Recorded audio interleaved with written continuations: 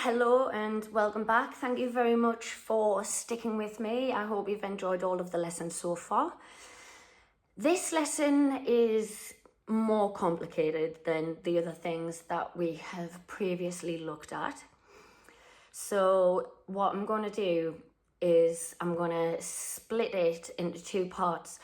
The first part that we're going to talk about today is cyanotype process using gelatin on glass, and the next one that I talk about will be concerning using agar-agar as a substrate instead.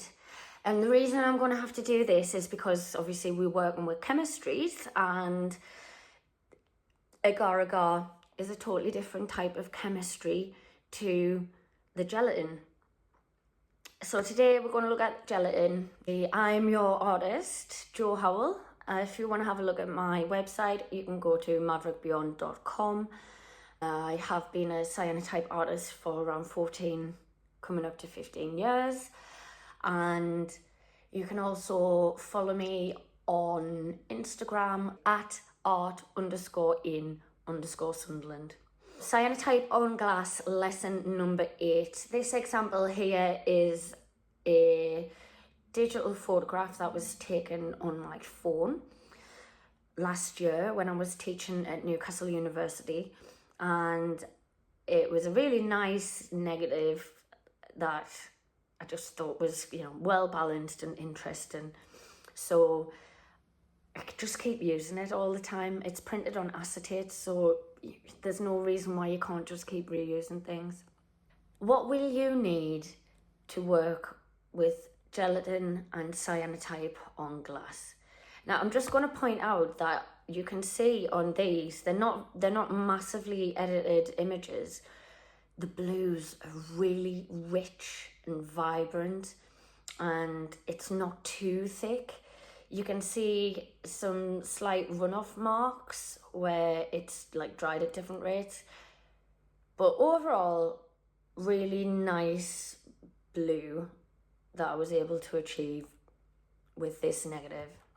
Your equipment, you are going to need your cyanotype chemistries, part A and part B. So if you have your two cyanotype solutions, A and B, but they're not yet made soluble with water, you're going to need to do that first. But you will need your liquid cyanotype solutions, both A and B, a kettle, a large bowl, a measuring jug, the gelatin, and I use powdered gelatin. Some people use the gelatin leaves, and I think you can also buy a photographic gelatin, but each one of those will just be ever so slightly different. We're talking about powdered gelatin. You're going to need a plastic or a glass stirrer, and that's because they're inert. So you're trying to stop any leaching from whatever you're stirring your chemistry with. So if you were using a wooden spoon, for example, it's full of tannins, and that's it could have an effect on the end consistency, viscosity, all kinds of things. So basically, if in doubt, plastic or glass are usually inert when we're working with these. You're going to need glass to put your pictures on as well. Now, you can reuse the glass over and over again, and it's absolutely fine. You can wash your gelatin away with hot soapy water, but other than that, it's really quite hardy. The image that's currently being shown with the what you will need slide, that's actually about 10 years old, that's gelatin, and apart from a couple of little scuffs, it's absolutely fine. Why do we need a substrate for cyanotype on glass? Really simple. Glass is non-porous, so the cyanotype chemistry has nowhere to bond with the surface. So what we're doing if we're using gelatin or agar-agar is that we're suspending the cyanotype chemistry on top of the glass, and the substrate itself, whether it be gelatin or agar-agar, is going to stick to the glass through suction as it sets and shrinks. If you are starting with gelatin, I suggest that you make your gelatin substrate mixture a couple of days prior to applying it to the glass. And basically it's just because it all has a chance to settle and adhere, you know, molecular bonds need to be created.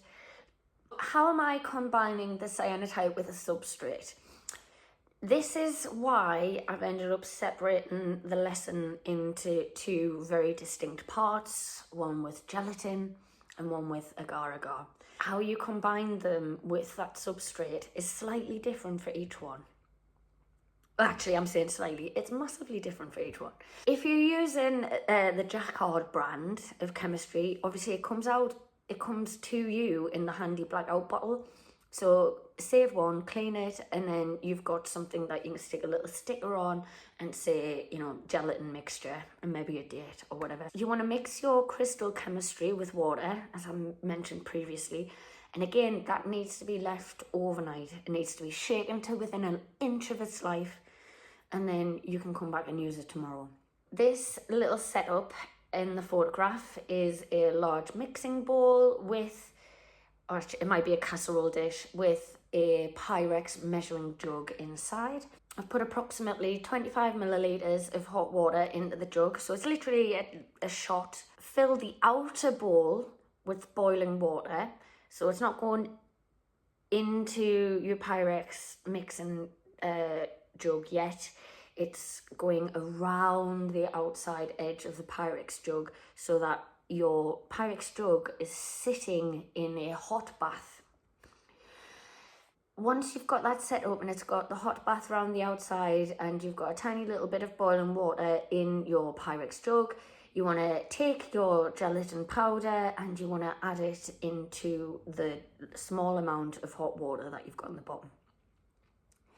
You always need to add gelatin to water and not the other way around. It just won't work. It'll just all stick to the bottom and it'll be a nightmare. So remember, water first, then gelatin. Once you've mixed up your tiny little 25 ml and you feel like a lot of the gelatin powder has now dissolved, you want to slowly start adding the rest of your hot water. This depends on obviously what kind of quantity you're attempting to make. Usually, because I'm holding onto these little blackout bottles, I'm generally making about 360 milliliters of gelatin and cyanotype solution. And that's because I can get them back into the bottle, pop them in the fridge and let them set. You've got your powder and you mixed it up, and then you're going to add your boiling water up to 360 mils and keep stirring until you think everything is all dissolved and sitting quite nicely with each other. Again, use a plastic or glass stirrer, and then you want to take it off the heat while it's still in the Pyrex jug. Let it cool down a little bit, maybe 5 minutes, just so it's no longer boiling. And then you want to pop 25 milliliters of part A and 25 milliliters of part B, so a shot glass of each one, into your gelatin mix. Give it a little stir around and then pour into your clean blackout bottles to pop into the fridge and leave overnight. Okay, so obviously I've said let's address the elephant in the room. Gelatin is the traditional substrate for photography. It has been used since the invention of photography itself, pretty much. Even your film that you buy in, your film emulsions, usually suspended in gelatin on top of the celluloid. There's a reason why people have been using it for this long. But of course, you know, there might be different reasons why people don't want to use gelatin. It may be that you're vegan, it may be that it's not halal, and all of that's absolutely fine.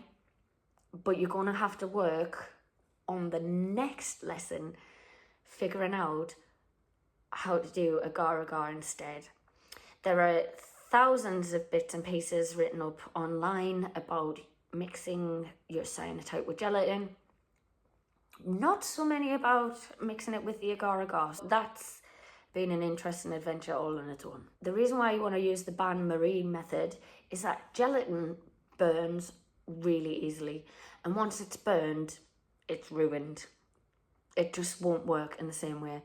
To avoid burning your gelatin, you're never going to put anything other than that hot water around your Pyrex bowl, and that's all you're going to need. If you feel like it isn't hot enough, then you boil another kettle and you add a bit more hot water into the bain-marie, so the outer casserole dish. As I say here, I bought a pack of 5 food gelatin powder pouches donkey's years ago, really, really long time ago. Each of these little tiny 12-gram packs of gelatin create enough substrate to fill both of those little cyanotype bottles. And in terms of glass plate coverage, you want to do nice and thin. So I think you might get 30 glass plates, which are 6 by 4 inch. It's going to depend again on volumes and that you're doing. When I'm saying a shot of liquid chemistry, I'm actually meaning a shot. I don't do scientific measurements. I'm so sorry, I probably should, but I don't. So everything is measured in terms of booze, booze units. Don't drink this shot, obviously. Do 1 shot of part A, 1 shot of part B, and pop that both into your gelatin that you've mixed up. Applying the gelatin solution to the glass, you're going to need suitable glass that's been washed in hot soapy water and then air dried. You're going to need a photographic tray to collect the runoff. It is messy, it's inevitable. Put something underneath you. You're going to need a fine mesh sieve just to take out any impurities or any of the remaining undissolved particles. You're going to need vinyl gloves, kitchen roll, acetone, which is nail polish remover, a CD or a DVD rack, and patience. Also, a clean cupboard for storage. Applying the gelatin to the glass. You want to take your blackout bottle that you prepared a couple of days ago out of the fridge, and you want to put it into the glass jug. Okay, so your blackout bottle straight into your Pyrex jug, and then pour boiling water into the Pyrex jug, approximately, halfway up, and let it sit there. And what will happen is the chemistry will slowly warm up and become liquid again. And while that's happening, you can prepare your glass by popping on your vinyl gloves and then cleaning the surface with some acetone. So that's nail polish remover. And that's just in case any sneaky grease has managed to get back onto the surface. You've got your runoff tray underneath, and when you're working with gelatin, as long as your runoff tray isn't really dirty or anything, then you could actually reuse that gelatin another time. It gets less and less effective the more times you reuse the gelatin, but it can be done, so waste not, want not. I think you should let the gelatin cool slightly. So once you know that it's become liquid again in that bottle, you want to take it out of the boiling water and you just want to let it sit on the side. Again, 5 minutes, just to allow the gelatin to become a little bit more viscous, because if it's too watery, it runs off the sides like too quickly. And whilst we want a fairly thin and uniform layer, you need to make sure that it's not as liquidy. Otherwise, you're not going to get that kind of water tension on the corners and the edges as you're going through. What will happen if my glass is not totally clean and grease-free?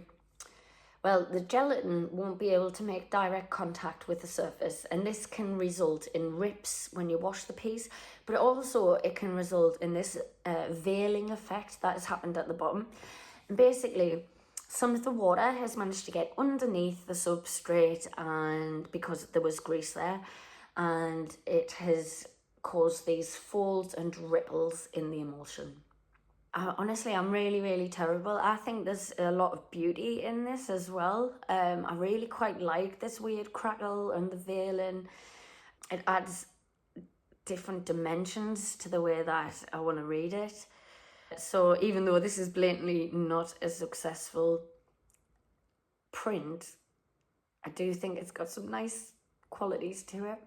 Another cause for the process not working properly is rushing through things. Your drying times, your setting times, drying things in dusty places, and then also washing your piece in water that's possibly too warm, or is you're doing it too roughly. Remember all the way through is that you are working with a very thin layer of jelly. It's delicate and it reacts to heat, light and water. Once you've coated your glass with the gelatin and cyanotype solution, you need to store the plates in a cool, dark place. And that's really just to let, again, everything to sit and for it to set. So I tend to use a cupboard, or if I know that there's not loads of people going in and out of the fridge, then I might use the fridge as well. You do really need to wait for the gelatin to completely dry before doing your exposure. And this is because if you're using photographic negatives and you've put them on gelatin that hasn't dried, it's going to ruin your negs. Just slow the whole process down. Better to take too much time and get it right than to take too little time and to get it wrong. With the gelatin, you can dry your plate either upright in a CD rack, and obviously it'll all run off down in one end, or if you prefer a slightly thicker application, you need to get it all over the surface, run off a bit, and then dry it on a level drying surface. The thinner application is more hard wearing, so once it's set, it's going to last for about 10 years. And a thinner application also allows you to play around with the transparency, light, how is it traveling through. If you are using a cupboard to set the gelatin, then you should clean it before and after to avoid dust, fluff and hairs from just getting stuck into the surface of the gelatin. Applying your gelatin to the surface of the glass is a skill. I haven't really got any pointers for that other than let the gelatin become a little bit more viscous, and take your time. You're going to have to be so careful moving the substrate across the surface of the glass. Don't give up, practice. Remember, it doesn't massively matter if you really cut up, because it is just gelatin and you can wash it off with hot soap water and you can have another go.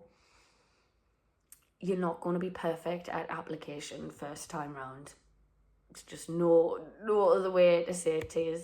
So this is one of my gelatin plates after I'd left it overnight, and you can see it started to fog a little bit, which is why it's got this blue colour, but actually that was perfect for doing the exposure on. It was absolutely fine.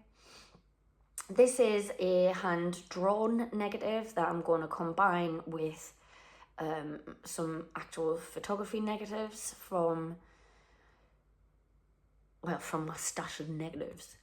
So there you are, that's me putting it all together. What I've done is the Pyrex dish is on the bottom, then there's an acetate with a photograph on, then there's the acetate with the writing on, and then there's a piece of glass to flatten everything down. Again, you just need to be patient. Things take time, so just remember this and don't try to rush through things. You need to expose your gelatin under the lamp for quite a while. Now I said 25 minutes, but I wonder if that was maybe even just a smidge too long, because there's like a sweet spot between the perfect exposure for the cyanotype itself and the gelatin starting to react to the heat of the lamp. Because obviously, even with LED lamps, they still kick out heat. As I've suggested, you can use the sun to print them, but it really doesn't like heat, so you're not going to need very long. If it's a really good sunny day in July, you're going to have to just run outside for 2 seconds and show it to the sunshine, and then it'll be done. If you're doing multiple plates, then I would consider letting that lamp cool off in between. To clean your cyanotype, you're going to need to fill a tray with super cold water, and I often bring ice and just leave that in there to let the temperature come right down. And then I wash my glass by gently rocking the tray. So once it's washed, and it needs to be washed properly, it's going to take a few days for it to reach its full blue. And so you might want to photograph as you go along so you can see that process happening. Main things that you need to take away from this lesson: patience, take your time, thin application, and super cold, gentle wash of the finished article. And in that way, you should be absolutely brilliant. This example on my final thank you slide was a really thin application, and actually it's darker than this image now because it's had another couple of days to kind of oxidize and do different things. It's not quite as ghostly as it was in this image. Thank you. I know that one's possibly quite confusing. You might need to watch a couple of times and maybe have a go and then watch again and figure out the places where you went wrong. If you're having success and you've got some beautiful work that you'd like to show off and share with us, please do. You can tag me on Instagram and I'm always happy to share things, especially because, of course, we've got a similar to Cyanotype community who also love to see everybody's stuff. All right, thanks very much.